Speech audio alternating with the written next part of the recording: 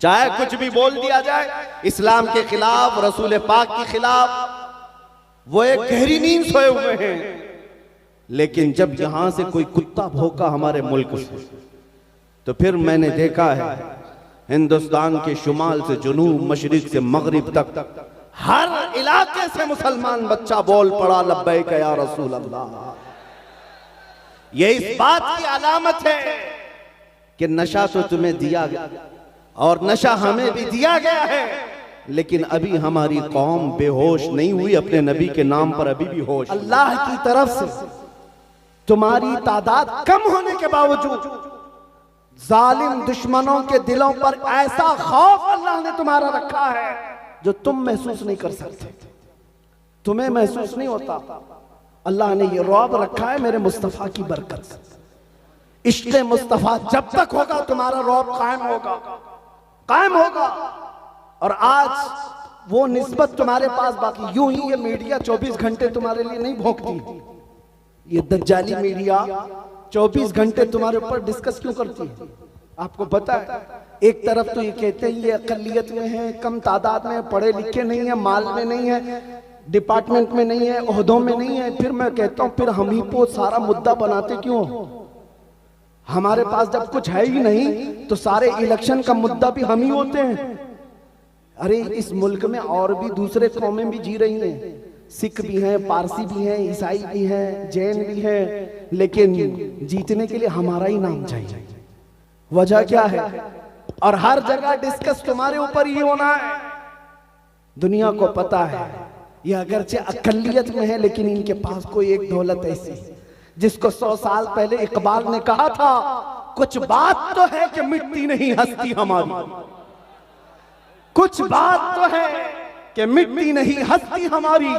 सदियों रहा है दुश्मन दौरे ज़मा हमारा, तौहीद की अमानत सीनों में है हमारे, आसान नहीं मिटाना नामो निशान हमारा। यूनानो मिस्र और रोमा सब मिट गए जहां से, बाकी मगर है अब तक नामो निशान हमारा। अल्हम्दुलिल्लाहिल हन्नानिल मन्नान अल्लज़ी खलक़ल इंसान व अल्लमहुल बयान वस्सलातु वस्सलामु अला रसूलिही सय्यिदिल इंसि वल जान व अला आलिही व अस्हाबिही ज़िल खैरि वल इहसान, अम्मा बअद।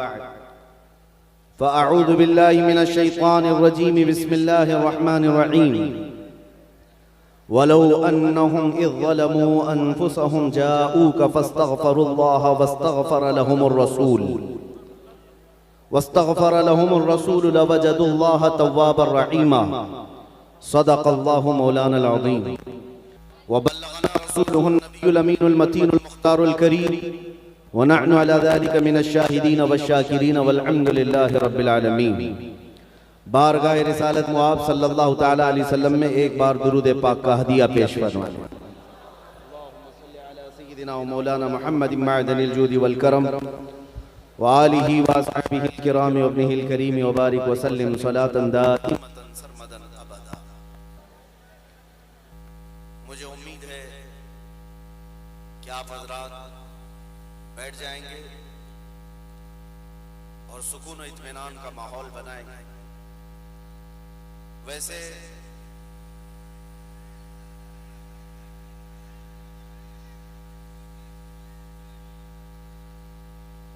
हर जलसे में हमारे लिए यही मसला है। एक साहब ने कहा, यूपी के ही अधिकारी हैं, हमारे जलसों के परमिशन के लिए बड़े मसले होते हैं। मैंने उनसे कहा मैं ऐसी कौन सी डेंजर तकरीर करता हूं? तो उन्होंने कहा आधा तो तकरीर से खौफ लगता है, आधे से ज्यादा जो नारे लगते हैं उससे ज्यादा तकलीफ होती है। पता ये चला कि ये जो रात के वक्त बेदार मजमा लब्बैक का नारा लगाता, इससे कुफ्र के चूल्हे भी हिल चुके। बहुत सारे खीमों में जलजला है, अगरचे आपको इस चीज की खबर ना हो, हमें अंदाजा है। नाज़िम इजलास हमारा तारुफ बड़े लंबे चौड़े अल्फाज में आपके सामने करा रहे थे। सबसे पहली बात तो यह है कि मैं उस मिंबर पर आज खड़ा हूं, मुझे आज बड़ी फख्र और सआदत के साथ ये अर्ज करना है कि अल जामिअतुल इस्लामिया रोनाही, जिसकी खुशबुएं चार दांगे आलम में फैली हुई हैं, उसके अजीम असातिज़ा का ये बाबरकत मिंबर है। इस पर बैठे हुए अकाबिर उलमा, निस्बत में मेरे दादा उस्ताद भी हैं। जामिया इस्लामिया रोनाही से खोशाचीन जो उलमा हैं वो मेरे असातिज़ा में से, और अल्हम्दुलिल्लाह मुझे इस बात पर फ़ख्र है कि यहाँ से बटने वाले इल्म की खैरात हमने यूरोप की सरजमीन पर भी देखी है और अरब की सरजमीन पर भी देखी। और ऐ नौजवानों, तुम्हारा अपना तारुफ इसी इदारे की वजह से है, तुम्हारी अपनी शनाख्त, तुम्हारी आइडेंटिटी इसी इदारे की वजह से। इस जामिया इस्लामिया ने तुम्हारे इस छोटे से कस्बे को पूरी दुनिया में पहुंचा दिया। अल्लाह ताला इसकी बरकतें सुबह क़यामत तक कायम दायम रखे। और आज का ये इजलास, जैसे कि मुझे बताया गया, हुज्जाज किराम ज़ियारत हरमैन तय्यबैन के लिए निकल रहे हैं, एजाज़न उनके लिए जलसा रखा गया। ये बड़ी खुशी की बात है कि इन मौक़े पर भी हमारे यहाँ जलसे हो जाते हैं, और इन्हीं जलसों की मुनासबत से हम अपने अकीदे और अपने जज्बात अपनी कौम तक रख पाते हैं। मेरे अजीजों, हमारा इतना ही इंट्रोडक्शन है, हमारा इतना ही तारुफ है। या रसूल अल्लाह, तेरे इश्क की बदौलत मुझे जिंदगी मिली है। या रसूल अल्लाह, तेरे इश्क की बदौलत मुझे जिंदगी मिली है। मेरी बात बन गई है तेरी बात करते करते, है जो जिंदगानी बाकी ये इरादा कर लिया है, तेरे मुनकिरों से आका मैं मरूंगा लड़ते लड़ते। या रसूल अल्लाह, जब तक बिके न थे तो कोई पूछता न था, जब तक बिके न थे तो कोई पूछता न था, तुमने खरीद कर हमें अनमोल कर दिया। ये नाज़ी अंदाज हमारे नहीं होते, झोली में अगर टुकड़े तुम्हारे नहीं होते। जब तक के मदीने से इशारे नहीं होते, रोशन मेरी किस्मत के सितारे नहीं होते। और हमारी तकरीर का खुलासा और एक मैसेज शुरू में ही अगर मैं बताऊं तो सिर्फ इतना ही है, ए दीवानों, बेदाम ही बिक जाइए बाजारे नबी में, बेदाम ही बिक जाइए बाजारे नबी में। इस शान के सौदे में खसारे नहीं होते। हमने अपनी जिंदगी में देखा है, अजीज़ान गिरामी वक़ार, हुजूर अकरम सल्लल्लाहु तआला अलैहि वसल्लम का कुर्ब और उनकी इज्जत के साथ पहरेदारी की वफादारी इंसान को ऐसा बना देती है, बेबाक बना देती है, दुनिया की ताकतों से वो खौफ करना छोड़ देता। आज हमारे आगे पीछे कोई बड़ी ताकतें नहीं है जो यहाँ तक आपके सामने हमें आने तक हिफाजत के साथ लाती हूँ, कोई नहीं है, तन्हा चलते हैं। आपके इलाके के हालात आप अच्छी तरह से जानते हैं। शायद अभी हफ्ता भर नहीं हुआ होगा, मऊ घोसी में मैं हाजिर था। एक साहब वहां पर डरे हुए मुझसे पूछ रहे थे कि यहाँ हमारे देश के, हमारे प्रदेश के हालात बड़े खराब हैं, यहां तक आपको आने में कोई दिक्कत तो नहीं है? क्योंकि यहां जो राज है वो आप जानते हैं, बिल्डोजर वाला राज है, तो आपको आने में कोई दिक्कत तो नहीं है। और आप यहां स्टेज पर आकर आसानी से बोल पाते हैं, कोई दिक्कत तो नहीं। उस दिन तक मेरे जहन में नहीं था, हमने आज उनको जवाब ये देना था। वो तो मऊ था, घोसी था, हम तो अयोध्या भी पहुंच गए। हम तो ऑफिशियल अयोध्या पहुंच गए। और इंशाअल्लाह अज़ीज एक वक्त आएगा जब हर दीवार, बल्कि हर इलाके से ये आवाज गूंजेगी, लब्बैक या रसूल अल्लाह। अजीज़ान गिरामी वक़ार, नौजवानों में मैं एक बेदारी देख रहा हूँ, शमाल से जुनूब तक, मशरिक से मगरिब तक। अगर ये बेदारी बाकी रही और बढ़ गई तो इंशाअल्लाह इनकलाब को आना है। अंधेरे के बाद उजाले को तुलू होना है, और जुल्म की चादर ज्यादा देर तक नहीं तनी रह सकती। कुफ्र की हुकूमत तो रह सकती है, जुल्म की हुकूमत ज्यादा देर तक नहीं। अगर आज हालात खराब होने के हम बार बार गीत गा रहे हैं, तो मैं कहता हूं नौजवानों, नाउमीदी और मायूसी की तरफ मत जाना। इस्लाम और मुसलमानों के लिए पिछले 1400 सालों से हालात कभी साजगार नहीं रहे हैं। सतीजा कार रहा है अजल से ता इमरोज, शरारे बू लहबी से चरागे मुस्तफवी। हर जमाने में ये हालात रहे हैं। बाज हजरात को ये अगर महसूस होता हो कि हम माइनॉरिटी में हैं, इस देश में हम अकलियत में हैं और हमें बहुत संभल करके रहना है, तो मेरे अजीजों ये कोई नई बात नहीं। बदर में भी हम माइनॉरिटी में ही थे। बदर के मैदान में भी माइनॉरिटी में, उहद में भी देखें, खंदक में भी देखें, और जंगों के मैदान में सबसे बड़ी माइनॉरिटी अगर देखना हो, अकलियत, वो करबला का मैदान है। तो इस्लाम और मुसलमानों को इन तादाद के मामलात पर कभी शिकवा नहीं रहा। आज भी मुसलमानों को शिकवा ना हो। आज से 100 साल पहले बरेली की एक आवाज आती थी, इमाम अहले सुन्नत फाजिल बरेलवी की आवाज, जो उम्मत मुस्तफा के गयूर जवानों को जगाती हुई ये कहती थी, खौफ ना रख रजा जरा, तू तो है अब्दे मुस्तफा। खौफ ना रख रजा जरा, तू तो है अब्दे मुस्तफा। तेरे लिए अमान है, तेरे लिए अमान है। फख्र करने के लिए हमारे पास कोई सबसे बड़ी दौलत है तो वह इश्क मुस्तफा की दौलत है। ऐ सुन्नियों, अगर तुम्हारे सीनों में आज भी ये निस्बत कायम है, तो भूल जाओ कि क्या क्या चीजें कुफ्फार और मुशरिकीन और दुश्मनान इस्लाम ने हमसे लूटा है। भूल जाओ इन्होंने क्या क्या हमसे लूटा है। हमारे पास जो बाकी है वो सबसे बड़ी दौलत बाकी है। बस इस बात का ख्याल रखें, जिंदगी में कभी नामूसे रिसालत पर सौदा ना होने पाए।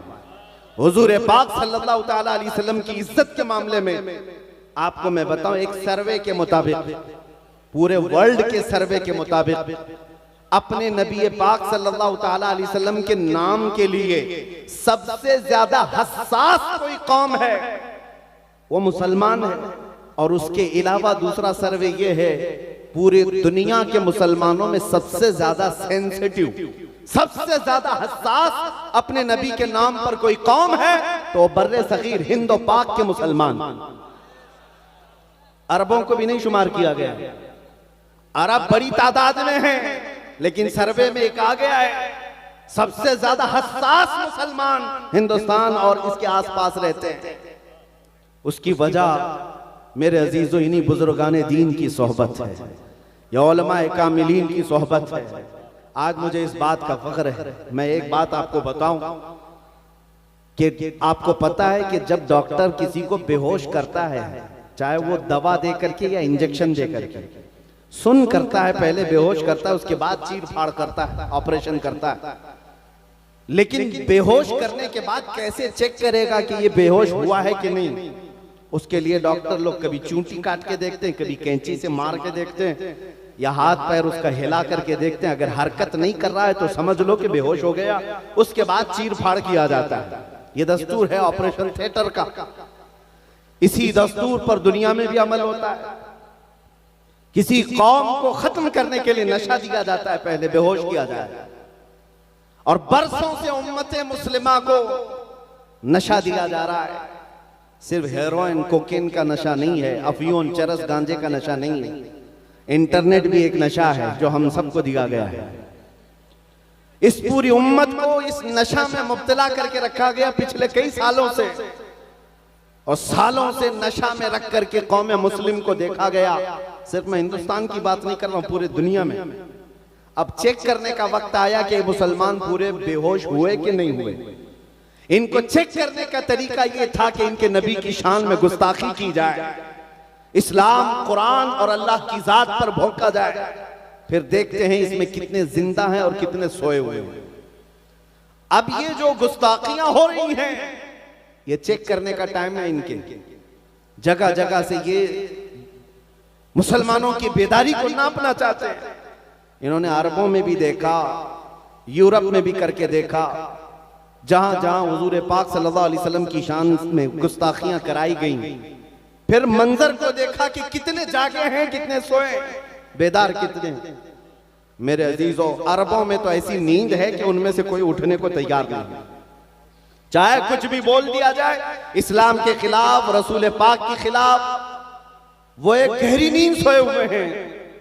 लेकिन जब यहां से कोई कुत्ता भौंका हमारे मुल्क से, तो फिर मैंने देखा है हिंदुस्तान के शुमाल से जुनूब, मशरिक से मगरिब तक हर इलाके से मुसलमान बच्चा बोल पड़ा लब्बैक या रसूल अल्लाह।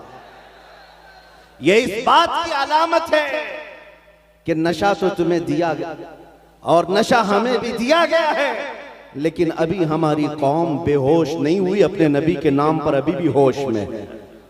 और जब तक ये होश बाकी रहेगा, याद रखना तुम्हारा चीर फाड़ नहीं हो सकेगा, ऑपरेशन नहीं हो सकेगा। जब तक ये जिंदगी बाकी है ऑपरेशन नहीं हो सकेगा। अजीजान गिरामी वक़ार, खास तौर पर मैं यूपी के मुसलमानों को ये बताना चाहता हूँ, खौफ और डर के साथ अगर जीने पर तुम्हें मजबूर किया जा रहा हो तो निकाल फेंको। हमारी तारीख है, पुरानी तारीख है। तुम्हारे लिए खौफ का माहौल रास नहीं आता, सेब नहीं देता। अगर कहीं मॉब लिंचिंग करके किसी का वीडियो वायरल किया जाए, किसी का घर तोड़ करके उसके बर्बादी को वायरल किया जाए और तुम्हारे दिलों में दहशत डाली जाए, तो निकाल फेंको इस खौफ को। डर के मारे अपनी टोपियां छुपाना, डर के मारे अपनी दाढ़ियां छिला देना, डर के मारे अपनी मस्जिदों के दरवाजे बंद करना, ये हरकतें मत करो, बल्कि फिर सीना सिपर होकर मैदान में उतर आओ और दुश्मनाने इस्लाम को ये जवाब दे करके सुनाओ कि ये जो तुम छोटे मोटे हरकतें करके हमारे दिलों में दहशत डालना चाहते हो, ये हमारी पुरानी तारीख है। हम उस कौम से वाबस्ता हैं जहां हर साल मुहर्रम में हमें करबला की दास्तान सुनाई जाती है, हमें हर साल हुसैन आजम की कुर्बानी सुनाई जाती है। इसलिए नहीं कि छाती पीट पीट करके रोएं, इमाम हुसैन पर मातम करें। मुहर्रम में करबला की दास्तानें इसीलिए सुनाई जाती हैं कि हमारा हर बच्चा कट जाने के बाद भी ये अज़्म लेकर के तैयार रहे, इस्लाम जिंदा होता है हर करबला के बाद, इस्लाम जिंदा होता है हर करबला के बाद। बस मेरे ये तमहीदी कलमात थे। मैं अक्सर अपनी तकरीर की शुरुआत इसी बात से करता हूं कि तुम अपने दिल से खौफ निकालो, डर निकालो। या आप ही के स्टेज की बात है, एक तकरीर हुई, दूसरे दिन स्टेज पे मौजूद, यहाँ तो बड़े जिम्मेदार उलमा हैं और इन्हीं के मेहरबानी और इनायत से मैं बोल रहा हूं, लेकिन मुझे उम्मीद है गब्बर साहब भी बैठे हुए हैं और नाम से ही लगता है कि यहाँ पर कुछ ना कुछ है। एक मौलाना साहब ने मुझे दूसरे दिन कहा कि आपके साथ बैठा था और लब्बैक लब्बैक ज्यादा नारे लग रहे थे। दूसरे दिन पुलिस वालों ने मुझे उठा लिया, थाने में बुला लिया, कहा केस कर देंगे तुम्हारे ऊपर, ये फलां जगह का तुम नारा लगा रहे थे, हमारे पास वीडियो आई। हमने उनसे कहा क्या आप डरे हुए हैं कि लब्बैक का नारा लगाने पर आप पर केस हो रहा है? कहा नहीं, मैं आपसे कह रहा हूं। मैंने कहा खुश हो जाओ, इससे बेहतर चीज और क्या हो सकती है? लब्बैक कहने पर अगर तुम्हें हथकड़ियां लगाई जाए, फख्र के साथ जाओ और बारगाह मुस्तफा में यूं अर्ज करना, या रसूल अल्लाह, दुनिया चोरी करके थाने जाती है, मैं आपका नाम लेकर थाने में आया हूं।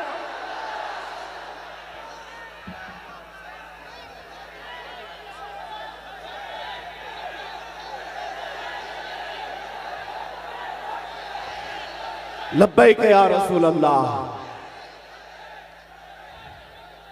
अज़ीज़ान गिरामी वक़ार, बस चंद बातें आपके सामने ज़ियारत हरमैन शरीफैन के मुतालिक अर्ज करूंगा, इसलिए कि लंबी तकरीर का वक्त नहीं। उलमाए कराम गर्मी में भी परेशान और आप हज़रात भी परेशान होंगे, जितनी देर बैठेंगे पसीने में शराबोर होंगे।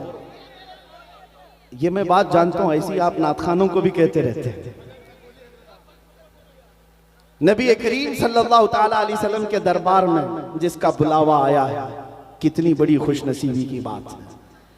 दुनिया में सबसे अजीम मकाम पर कोई जा रहा है, हमारे बुजुर्गों का तरीका यही रहा।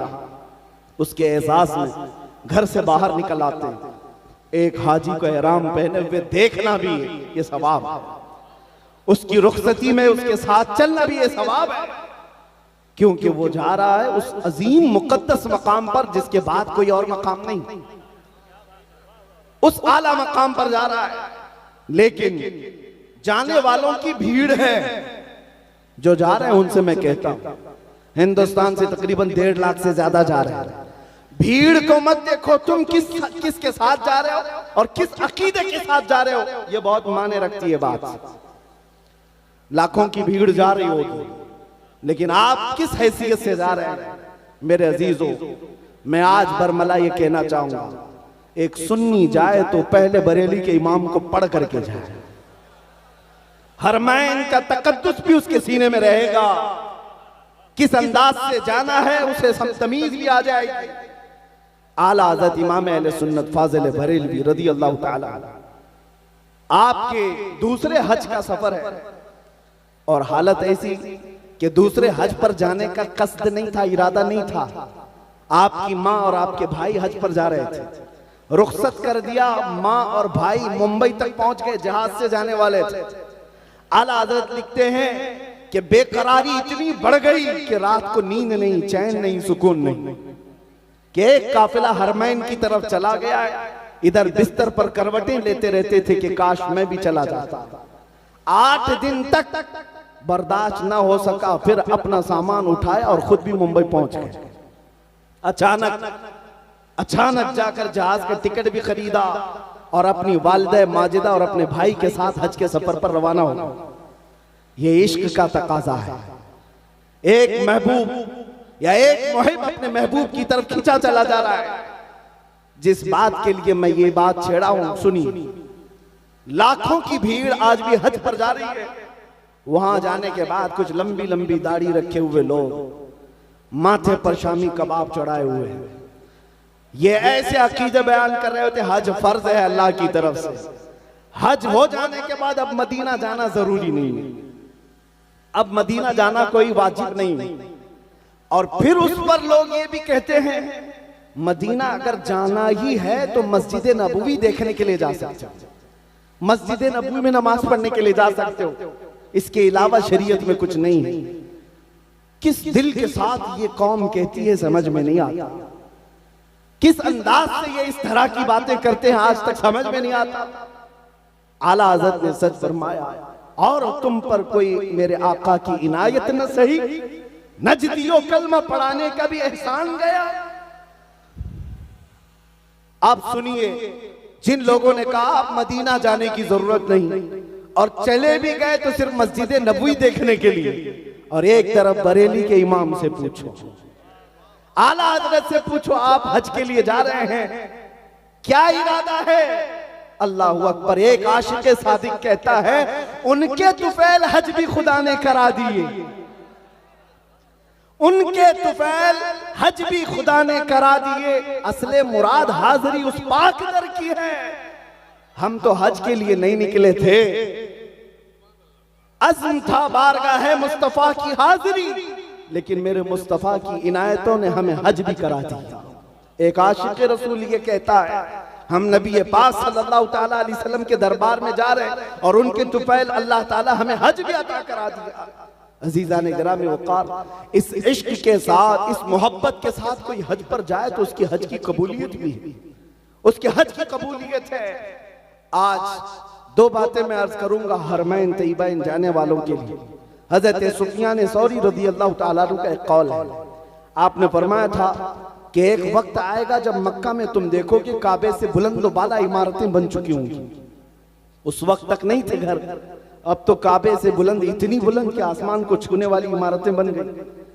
आपने फरमाया वो जमाना ऐसा होगा कि यहाँ आने वालों की 3 किस्में होंगी। एक जमात ऐसी होगी जो खालिस तिजारत के लिए आएगी, दूसरी जमात ऐसी होगी जो सिर्फ सियाहत के लिए आएगी, पिकनिक के लिए, टूर के लिए आएगी, और तीसरी एक जमात जो आटे में नमक के बराबर होगी, जो खालिस अल्लाह के लिए आएगी। हजरत सुफियान सौरी रहमतुल्लाह अलैह ने फरमाया जब वो ऐसा दौर आ जाए, ऐ मेरे अजीज, तू आना तो इमारतों को मत देखना, खालिक असबाब की तरफ तवज्जो रखना। आज हुज्जाज इकराम के लिए बात बहुत जरूरी है। हजरत अला बिन मुबारक रहमतुल्लाह ताला अलैह फरमाते हैं, मैं हज के लिए निकला था, सफर में मैंने देखा एक नौजवान को, वो बगैर किसी तोशे के निकला हुआ है। उस वक्त ऊंटों पर सफर किया जाता था, घोड़ों पर सफर किया जाता था।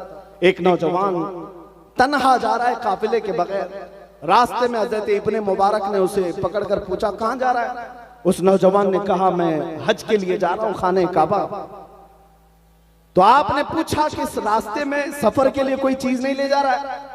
उसने पलट करके हजरत इब्ने मुबारक से कहा, अगर कोई तुम्हें अपने घर में दावत के लिए बुलाए तो क्या घर से अपने खाना लेकर के जाते हो? मैं खुद से नहीं जा रहा हूं, मैं रब्बुल आलमीन की दावत पर जा रहा हूं, वही मेरे खाने का इंतजाम फरमाएगा। हालांकि ये तवक्कुल का आला दर्जा है, हर हाजी को चाहिए कि वो अपना ज़ादे सफर ले जाए। तवक्कुल का दर्जा ये था। हजरत इब्ने मुबारक फरमाते हैं, जब मैं हज के लिए वहां पहुंचा तो खाने काबा के तवाफ के बाद उस नौजवान को एक जगह खड़े देखा। वो पुकार रहा था कि ये कैसा दस्तूर है कि जब कभी कोई घर में दावत करके बुलाता है, मेजबान घर में होता है, मेहमान के आने के वक्त मेजबान होता है, और मैं यहां आ गया हूं मेहमान बनकर, मेजबान किधर है?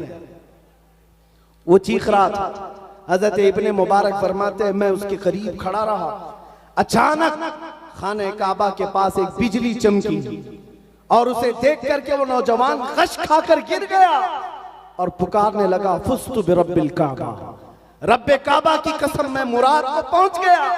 और इसी के बाद उस शख्स का इंतकाल हो गया। इब्ने मुबारक फरमाते हैं, वो नौजवान काबा देखने नहीं, रब्बुल आलमीन की दीदार के लिए आया था।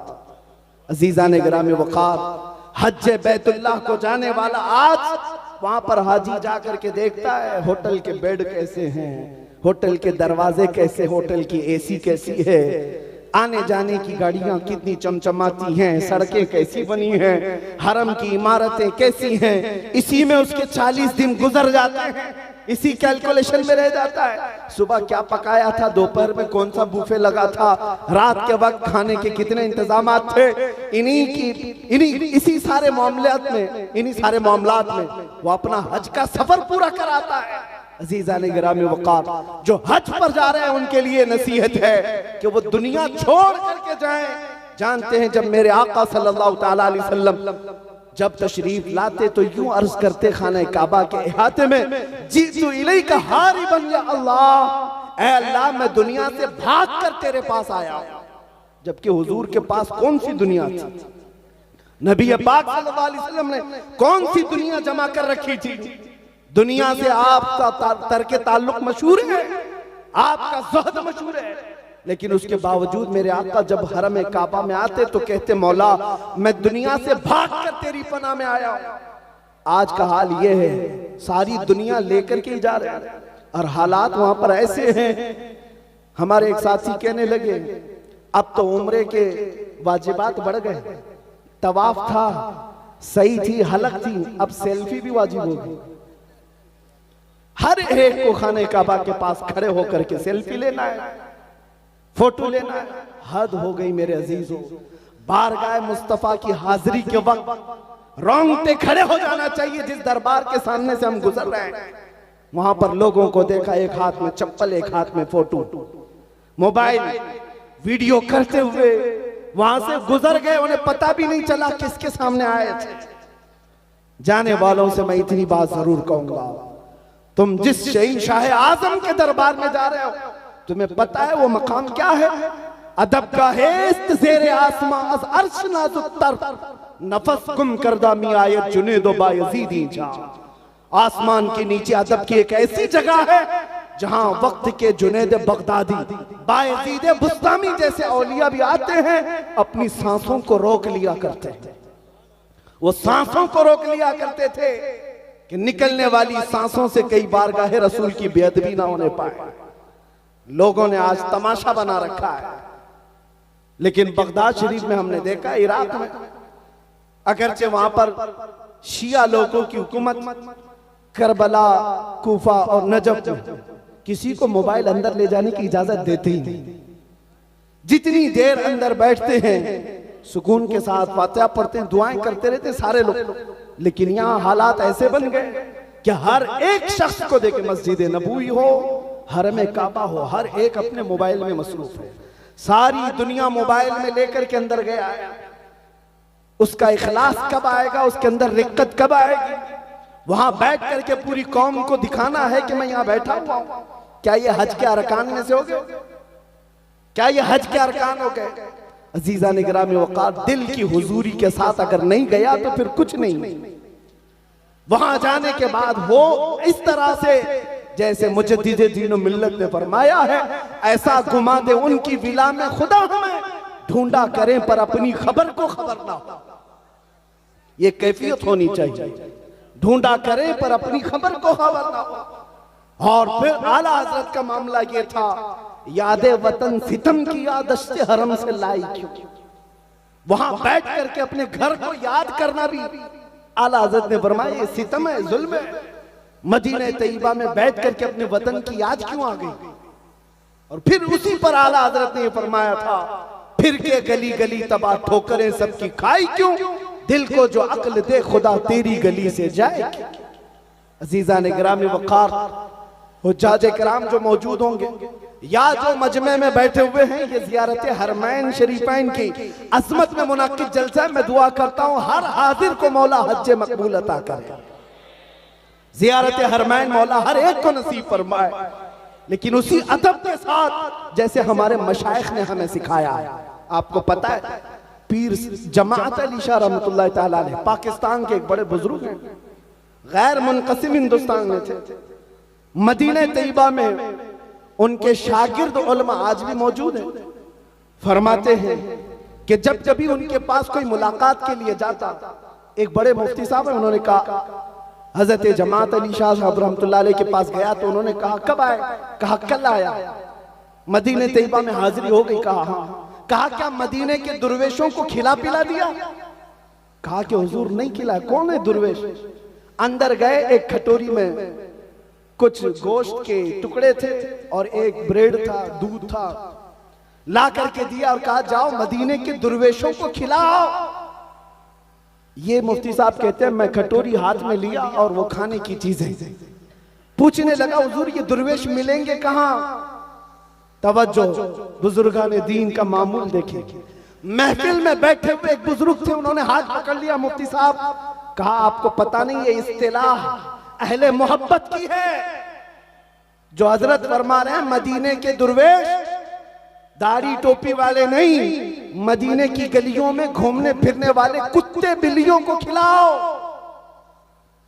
पीर जमात अली शाह रहमतुल्लाह अलैह फरमाते कि कुत्ते और बिल्लियों को मदीने के दुर्वेश कहा करते थे और ये कहते जाओ खिलाओ, तुम्हारे हाथों से अगर इन्होंने खा लिया है तुम्हारी हाजिरी कबूल हो जाएगी।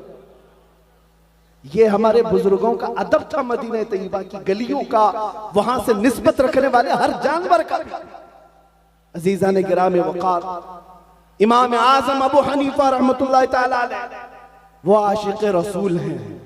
क्या आपका इश्क भी मशहूर था, लेकिन मदीना तैयबा हाजिर होते तो 3 दिन से ज्यादा रुकते नहीं थे। किसी ने पूछा आपसे आपको इतना इश्क है बारगाह मुस्तफा से, आप 3 दिन से ज्यादा रुकते क्यों नहीं है?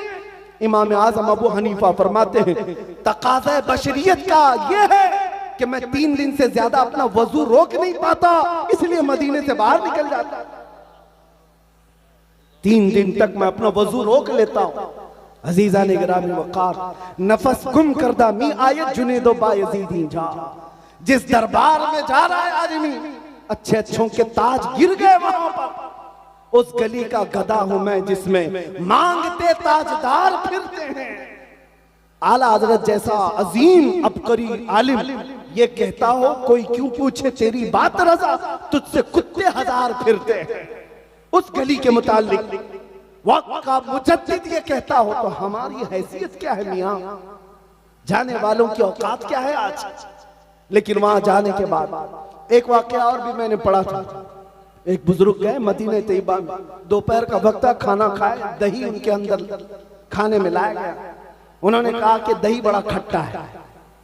सो गए। शाम के वक्त ख्वाब में रसूल पाक सल्लल्लाहु अलैहि वसल्लम का दीदार किया, लेकिन हुजूर पाक सुर्ख चेहरे के साथ गजबनाक अंदाज में तशरीफ लाए और उस बुजुर्ग से फरमाया, तू जल्द से जल्द मेरे मदीने से निकल जा, जहां तुझे मीठा दही मिलता है वहां चला जा। मदीने के दही को खट्टा कहना भी मेरे आका को ये पसंद नहीं। अजीज़ान गिरामी वक़ार, माँ आयशा सिद्दीक़ा रज़ियल्लाहु ताला अन्हा जब तक हयात थी, हुजूर के रोजे के आसपास बाजार में कोई दुकान भी क्यों ना हो, किसी को दीवार में मेघ ठोकने भी नहीं देती, कील ठोकने भी नहीं देती कि कहा इसकी ठोक की आवाज से मेरे मुस्तफा की बेअदबी ना होने पाए। क्योंकि कुरान ने फरमाया है, ला तरफउ अस्वातकुम फौqa सौतिन नबी, अपनी आवाजों को बुलंद मत करो नबी की आवाज पर। वहां सिर्फ और सिर्फ तुम्हारा अदब देखा जाएगा।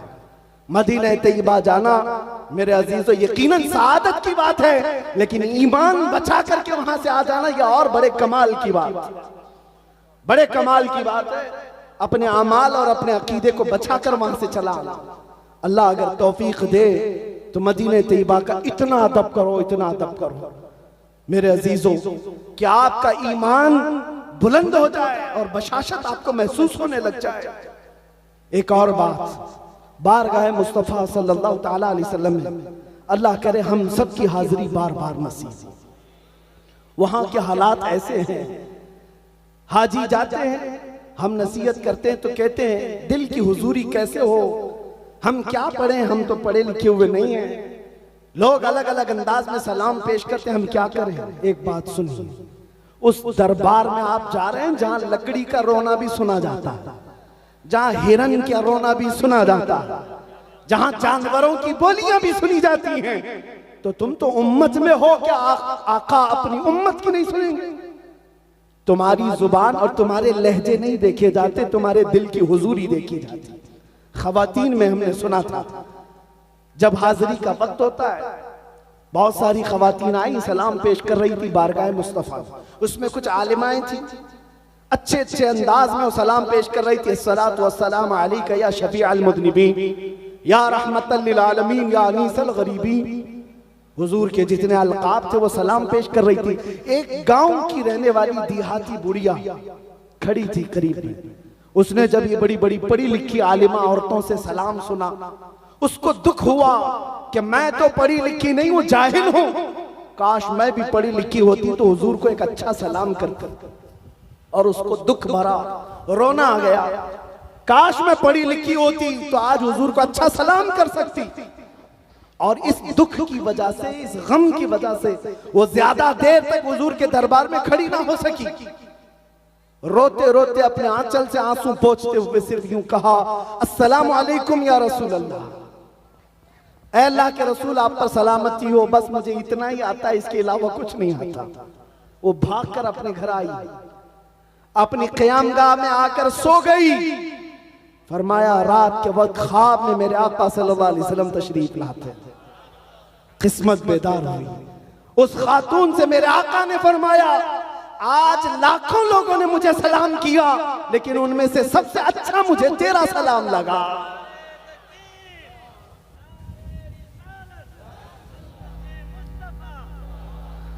मेरे अजीजों, वहां दिल की हुजूरी देखी जाती है। बारगाह मुस्तफा में अगर दिल हाजिर है तो जल्दी सुना भी जाता है। आपको जुबान से कहने की जरूरत भी क्या है। एक सहाबी फरमाते हैं, मैं अपने घर की शिकायतें लेकर बारगाह मुस्तफा में पहुंचा। अकीदा भी सुने, सहाबी का अकीदा फरमाते हैं, मेरी माँ और मेरे बाप का इंतकाल हो चुका था, मैं बड़ा गमगीन था और मैंने ये सोचा हुजूर से उनकी मगफिरत की दुआ कर। और वालिदैन के इंतकाल के बाद गरीबी बहुत आ गई, तंगदस्ती आ गई, मेरी गुर्बत और तंगदस्ती के लिए भी दुआ करा। असर का वक्त था, आए नबी करीम सल्लल्लाहु अलैहि वसल्लम असर के बाद मस्जिद नबवी में बैठे हुए हैं, लेकिन बड़े बड़े सहाबा हुजूर को अतराफ से घेरे हुए हैं। ये गरीब सहाबी कहते मेरे जाने की हिम्मत नहीं हुई, कैसे लोगों को फलांग करके हुजूर के पास जाऊं। बैठा रह गया, मगरिब हो गई। मगरिब जैसी हुई, नबी करीम सल्लल्लाहु अलैहि वसल्लम ने नमाज पढ़ाई। सोचा मगरिब के बाद फौरन अर्ज करूंगा। नमाज के बाद नबी करीम सल्लल्लाहु अलैहि वसल्लम फिर जलवा फरमा हुए, लेकिन फिर बड़े बड़े सहाबा करीब आकर बैठ गए। ये गरीब सहाबी कहते हैं मुझे फिर जाने का मौका ही नहीं मिला। इशा तक बैठा रहा, इशा हो गई, नमाज के बाद अब नबी करीम सल्लल्लाहु तआला अलैहि वसल्लम अपने जलवत कदे की तरफ दवा हो गए, अपने हुजरे की तरफ रवाना हो गए। ये सहाबी कहते हैं मुझे बोलने का मौका तक नहीं मिला, हुजूर के पीछे पीछे चलते रहे। नबी करीम सल्लल्लाहु अलैहि वसल्लम अपने हुजरे के दरवाजे तक पहुंचे, पलट करके देखा ये गरीब सहाबी पीछे आ रहे। नबी करीम सल्लल्लाहु अलैहि वसल्लम ने अपना चेहरा फेर करके कहा, जा अल्लाह तेरे माँ बाप की मग़फ़िरत करे और तेरी गरीबी को दूर कर। वो सहाबी कहते हैं जो तमन्ना मैं अपने दिल से लेकर अपने घर से निकला था, मेरे कहने की भी नौबत न आई। मेरे आका सल्लल्लाहु अलैहि वसल्लम ने मेरे दिल की सुनी और वही दुआ मेरे लिए फरमाई। आज जो हुज्जाजे किराम जा रहे हैं वो दिल की हुजूरी के साथ जाएं। बयान करने के लिए अगर अल्फाज ना भी हो, हमारा अकीदा यही है, हम यहां से पुकारे वो वहां से सुने। मुस्तफा की समाअत पे दूर और नजदीक के सुनने वाले वो कान लाले करामत पे लाखों सलाम। उस दरबार में जा रहे, अल्लाह हर एक को हज्जे मकबूल नसीब फरमाए और बारगाह मुस्तफ़ा की हाजिरी नसीब फरमाए। मेरे अजीजों, उस दरबार में मिलता क्या नहीं है, उन जालिमों को आज मैं जवाब देता हूँ जो ये कहते हैं किस लिए आप जाते हो, अब मदीने तैयबा जाना वाजिब नहीं है। हजरत अब्दुल्ला बिन मुबारक फरमाते हैं मैं मदीने की हाजिरी के लिए गया था, ये 150 साल बाद, हुजूर की वफात के 150 साल बाद का वाकया है। हुजूर अकरम सल्लल्लाहु तआला अलैहि वसल्लम के कब्र अनवर में जाने के 150 साल बाद अब्दुल्ला बिन मुबारक फरमाते मैं मदीने में हाजिर हुआ और फिर ऐसी कैफियत में हाजिर हुआ कि मेरा ज़ादे सफर खत्म हो चुका था, माल सब कुछ खत्म हो चुका था, मुझे एक वक्त की रोटी खाने के भी पैसे नहीं थे। मदीने में आया लेकिन शर्म की वजह से किसी से मांग नहीं सकता था, सीधे मस्जिद नबवी में आया। दोपहर का वक्त था, जोहर पड़ा और मिंबर रसूल के करीब लेट गया, नींद लग गई। ये सोच करके सोया जिसके दरबार में आया हूं वो कहीं ना कहीं इंतजाम जरूर करेंगे। फरमाते अब्दुल्ला बिन मुबारक भूख की वजह से, शिद्दत की भूख की वजह से नींद तो लग गई। जैसे ही आंख लगी मेरे आका को मैंने देखा, ख्वाब में रसूल पाक सल्लल्लाहु तआला अलैहि वसल्लम एक हाथ में गरम रोटी और एक हाथ में शहद लेकर के तशरीफ ला रहे हैं और फरमा रहे हैं अब्दुल्ला बिन मुबारक उठ, तुम मदीने का मेहमान है, जितनी भूख लगी है मेरे हाथ से खा ले। अब्दुल्ला बिन मुबारक कहते हैं मैं रोटी को शहद में डुबो कर खाता रहा, आधी रोटी हो चुकी थी, असर का वक्त हुआ, मुअज्जिन अजान देने के लिए जा रहा था, किसी ने मेरा पैर पकड़कर खींच करके उठाया, असर का वक्त हो गया, अभी मस्जिद में सोया पड़ा है। अब्दुल्ला बिन मुबारक कहते हैं बड़ा अच्छा ख्वाब देख रहा था, मेरे आका के हाथ से रोटी और शहद खा रहा था, लेकिन आंख खुल गई, नींद खत्म हो गई, ख्वाब से बाहर आया। ख्वाब का मामला ख्वाब में होता है। अब्दुल्ला बिन मुबारक कहते हैं लेकिन जब मस्जिद नबवी में मेरी आंख खुली तो मैं देखता हूं आधी रोटी और शहद मेरे हाथ में अभी भी बाकी। मुस्तफा करीम अगर किसी को ख्वाब में दे तो हकीकत की तरह है। इसी को मेरे इमाम ने कहा था, कौन देता है देने को मुंह चाहिए, देने वाला है सच्चा, मांगेंगे मांगे जाएंगे, मुंह मांगी पाएंगे। सरकार में न ला है न हाजत अगर की है, मेरे करीम से कर कतरा किसी ने मांगा, दरिया बहा दिए हैं दुर्बे बहा दिए। आज उसी अजमत को अपने दिलों में बसा कर जाने की जरूरत है। मैं एक बात कहकर अपनी गुफ्तगू को समेट लेता हूं। हजरत अबू हफ्स समरकंदी रहमतुल्लाह ताला बड़े बुजुर्ग हैं, अपनी किताब में फरमाते हैं कि हमने मक्का मुकर्रमा में एक शख्स के मुतालिक ये सुना कि अचानक एक शख्स का इंतकाल हुआ, उसका एक अकलौता बेटा था घर में। जैसे ही उसका इंतकाल हुआ उस शख्स का चेहरा गधे की तरह बन गया, चेहरा बिगड़ गया। अकलौता बेटा उसका है, बेटे ने देखा बाप की शक्ल बिगड़ गई, जल्दी से घर का दरवाजा बंद कर दिया, कुआड़ लगा दिया, घर की औरतों को समझाया, किसी को बाहर कहने की जरूरत नहीं। बाप का चेहरा जब बदल गया है, हम लोग किस कैफियत से लोगों को बुलाएंगे आखिरी दीदार करने के लिए? एक काम करते हैं, घर में गड़ा खोदेंगे, यहीं दफन कर देंगे, और इसके अलावा चारा क्या है? दिखाना भी तो बड़ी जिल्लत की बात है कि चेहरा जानवर की तरह नजर आ रहा है। वो रोता हुआ गमगीन बैठा हुआ था। बेटा अपने बाप की मौत की गम और चेहरा बदलने का दुख और ज्यादा।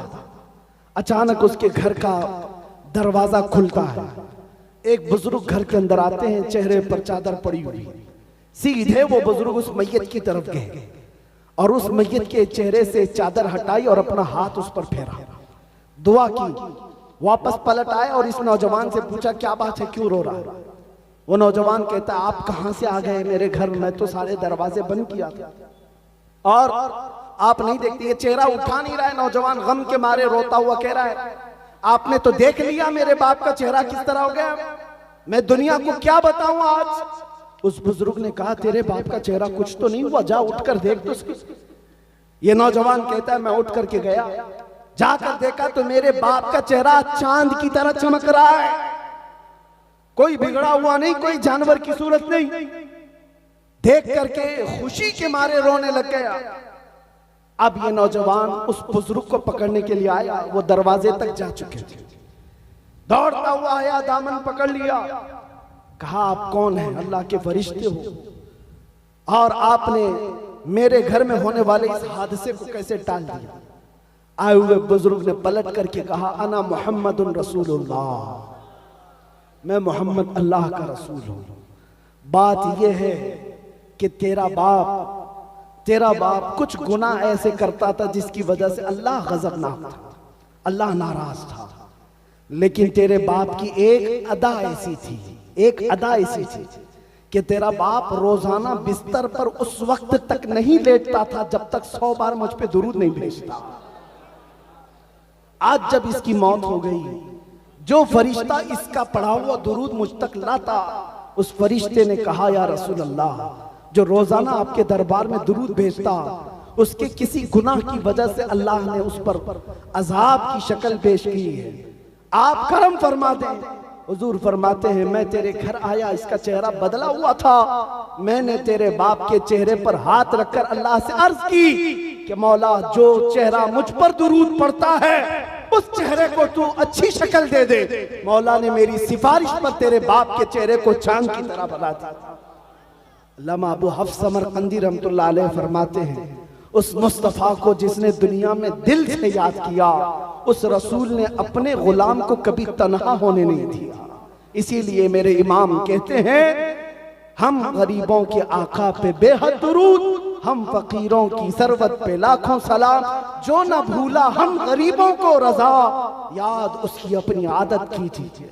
अजीजा ने गिराम वक़ार, मैंने शुरू में ही कहा था मेरी तकरीर का खुलासा सिर्फ यह है कि मैं तुम्हें उस डोर पर जोड़ना चाहता हूँ, उस रस्सी से जोड़ना चाहता हूँ जिस रस्सी से मेरे आका के सहाबा जुड़े हुए थे, ताबईन जुड़े हुए थे, औलिया कामिलीन जुड़े हुए थे।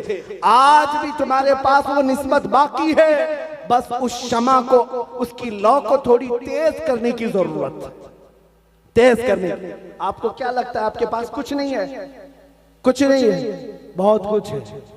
आप जैसे मुझे कहा गया गब्बर साहब इलेक्शन में नहीं आए, ऐसे कितने नहीं आए, हार गए होंगे, जीते नहीं, ठीक है, उसके बावजूद भी मैं आपको एक बात बता दूं, अल्लाह की तरफ से तुम्हारी तादाद कम होने के बावजूद जालिम दुश्मनों के दिलों पर ऐसा खौफ अल्लाह ने तुम्हारा रखा है जो तुम महसूस नहीं कर सकते, तुम्हें महसूस नहीं होता। अल्लाह ने ये रौब रखा है मेरे मुस्तफा की बरकत से।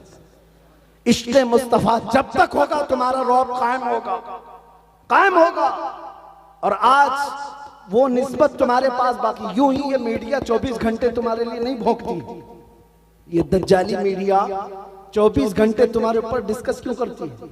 आपको पता है, एक तरफ तो ये कहते हैं ये अकलियत में है, कम तादाद में, पढ़े लिखे नहीं है, माल में नहीं है, डिपार्टमेंट में नहीं है, ओहदों में नहीं है। फिर मैं कहता हूँ फिर हम ही को सारा मुद्दा बनाते क्यों? हमारे पास जब कुछ है ही नहीं तो सारे इलेक्शन का मुद्दा भी हम ही होते हैं। अरे इस मुल्क में और भी दूसरे कौमें भी जी रही हैं, सिख भी हैं, पारसी भी हैं, ईसाई भी हैं, जैन भी हैं, लेकिन जीतने के लिए हमारा ही नाम चाहिए। वजह क्या है? और हर जगह डिस्कस तुम्हारे ऊपर ही होना है। दुनिया को पता है ये अगरचे अकलियत में है, लेकिन इनके पास कोई एक दौलत ऐसी जिसको 100 साल पहले इकबाल ने कहा था कुछ बात तो है कि मिटती नहीं हस्ती हमारी, कुछ बात तो है कि मिटती नहीं हस्ती हमारी।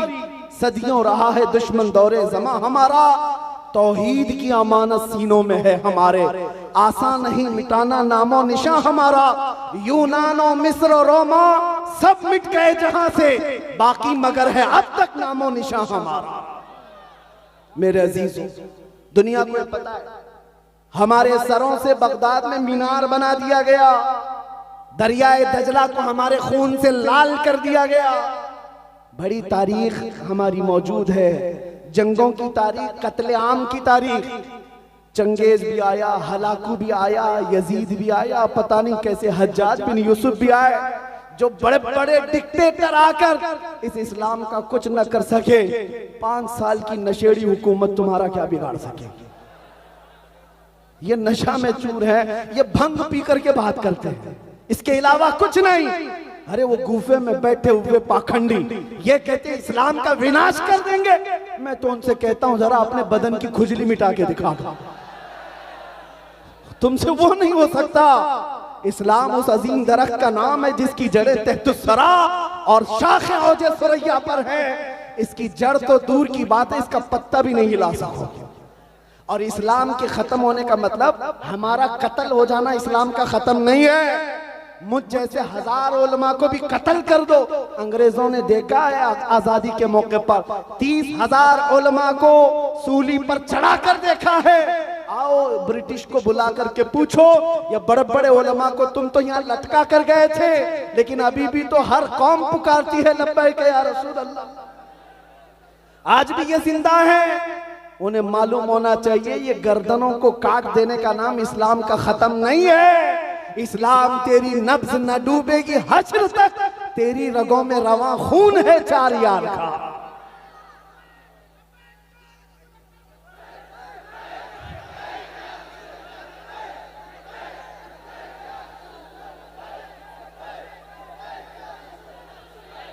तवज्जो, आपको पता है ये हालात हो सकते हैं, उलमाए ज़बील एहतराम में बैठे हुए धीरे धीरे शिकंजा कसा जा रहा है, सबको पता होगा।